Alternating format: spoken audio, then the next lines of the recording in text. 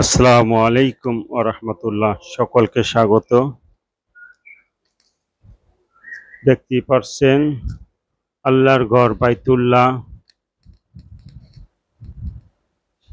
পবিত্র কাবা শরীফের গিলাফ পরিবর্তন করা হচ্ছে।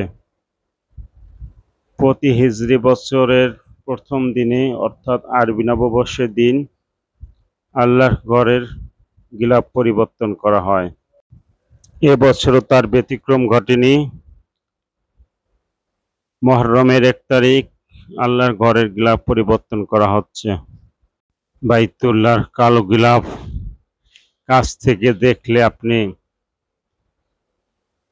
ঠিক থাকতে পারবেন না, নিজের আবেগ ধরে রাখতে পারবেন না। এত সুন্দর, এত কারুকাজ, এত রহমত।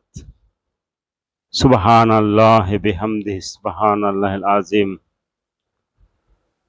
লক্ষ লক্ষ ধর্মপ্রাণ মুসল্লি আল্লাহর ঘরের ছুটে যান। দেখেন পুলিশ ভাইরা কত সুন্দরভাবে ডিউটি পালন করছেন। তাদের দেখলে মনটা ভরে যায়। আল্লাহর ঘরের মেহমানদের খেজমত তারা এত সুন্দরভাবে করে, এত ভালো ব্যবহার পৃথিবীর কোনো পুলিশেরই আছে কিনা আমার জানা নেই। আল্লাহ,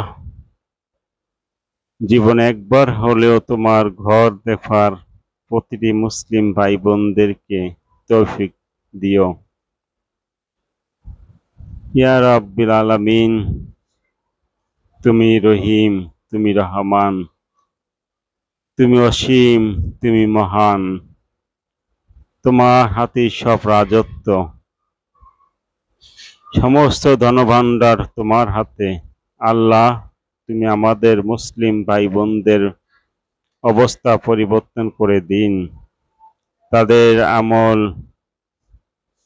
আখলাক ভালো করে দিন। যে পথে চললে আপনি খুশি হবেন আমাদেরকে সেই পথে চলার তৌফিক দান করুন। দেখেন সকলেই দু চোখ ভরে কাবার গিলাফ পরিবর্তন করার দৃশ্য দেখছেন। সে এক অন্যরকম অনুভূতি।